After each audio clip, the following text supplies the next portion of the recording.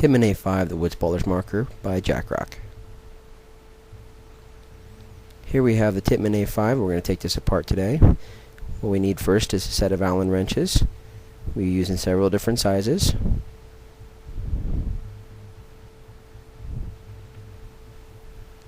I highly suggest getting the type with the ball in the end because some of the angles we'll be using will be a little bit difficult to get to on several markers. We'll use some screwdriver here with several different tips.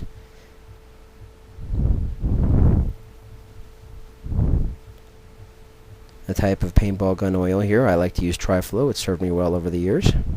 Since I have a low pressure kit, we'll need a 1/4 inch socket and extender.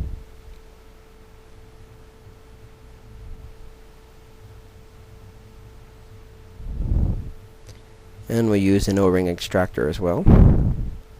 Some additional items to help are some electrical tape. And let's get started.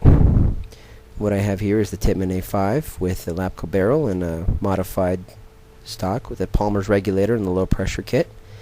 As you can see, with the stock grip and our stock.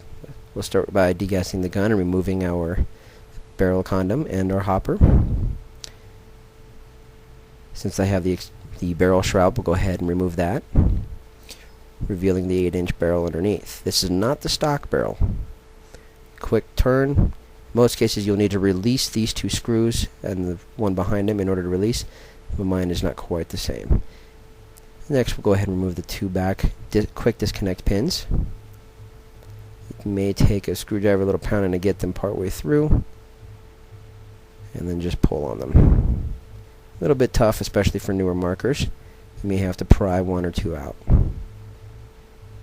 just to get a grip on it. Now you see the stock comes off. The drive spring will come along with the drive pin. Be careful not to lose those. Make sure you remember which one to go, as I like to keep the pin inside the spring just to make sure which one is which. This is the folding stock that I got for the marker. Remove the other quick field strip pin from this grip and pull the whole thing off of the receivers. I got a mod on here. As you can see, I have two quick disconnect pins from one on either hose. Allows for easy removal. And that would be the low pressure kit rear bolt insert, which sometimes falls out because it's got nothing to hold it in once the stock is gone. Just go ahead and drop that in a big pool of water. Remove the other part of the hose. Now we're going to unscrew our Palmer stabilizer.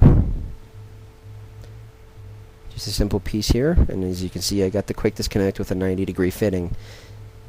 There is a maintenance video on this on the Paintball Owners group. I highly suggest checking it out.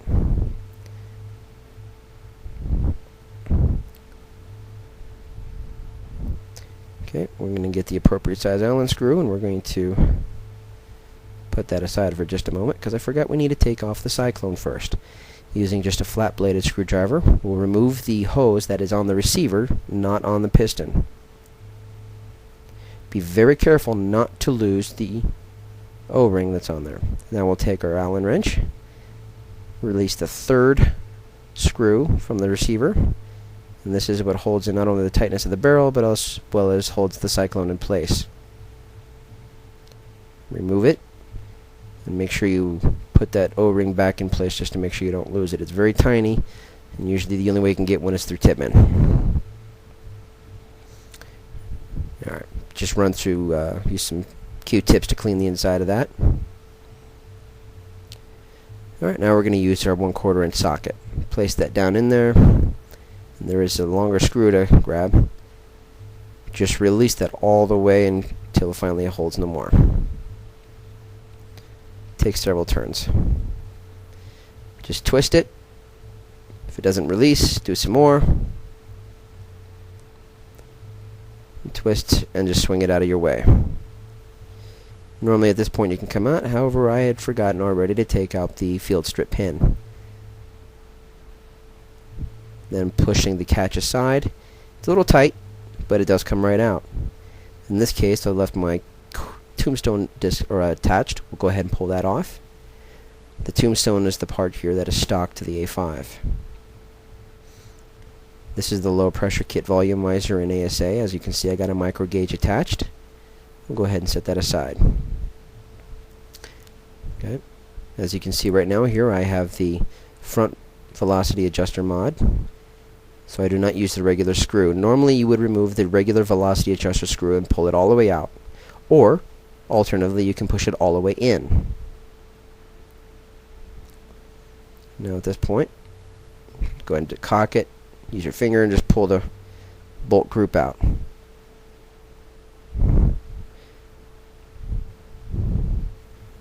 That's your drive rod. You have your front bolt, your power tube, inside is the valve, and then your rear bolt. This is where the insert that fell out previously slides in. That's only for a low pressure kit. A regular Tippmann valve or rear bolt has a full bolt. Just throw that in some water. Throw that in some water as well. Just some typically hot water, keeps that clean. As you can see, there's nothing going through there now. But we're going to go ahead and take this apart a little further. So grabbing a 1/8 inch Allen wrench, we'll yank that out. And we're going to start loosening all the screws that are left over. As a matter of fact, we're going to take them all the way out.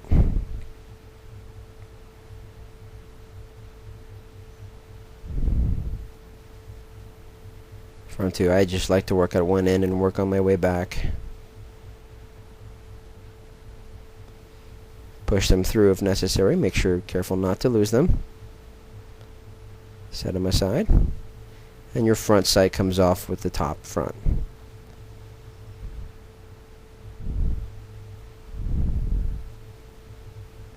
Okay, go ahead and put those aside. Got some more to go.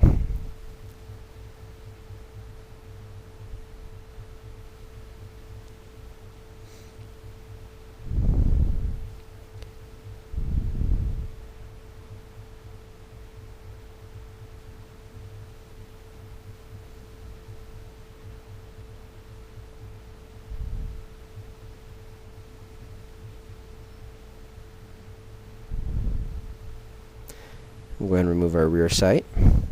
Some screws will just fall out. Some you have to push out. Be careful not to lose them. Clean off your area again. Gently pull them apart.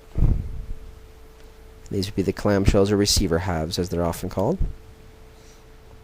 To clean that, just drop it in water. It will not rust. It's made of aluminum. Now this is our cocking rod and cocking spring.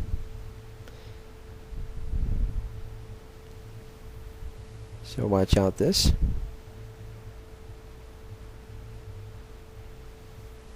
That would be the grip nut.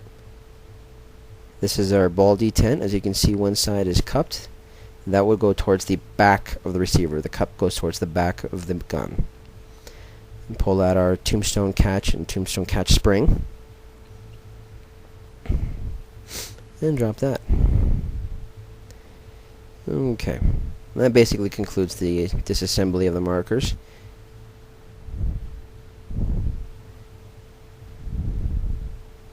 And just make sure you get everything and count for all these pieces. They are a lot of tiny parts for the Tippmann A5.